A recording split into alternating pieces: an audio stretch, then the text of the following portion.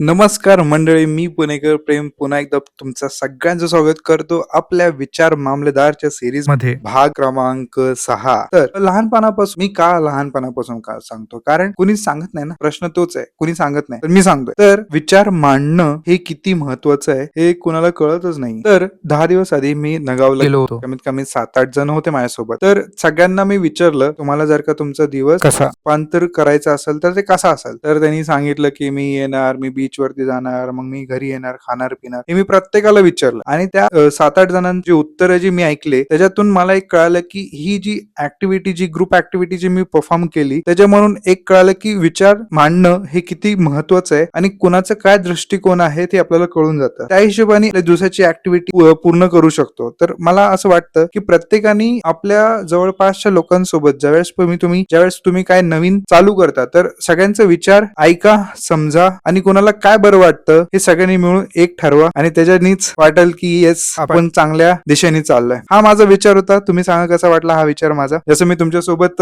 विचार माझा मांडतोय, तुम्ही पण सांगा तुमचे विचार. धन्यवाद.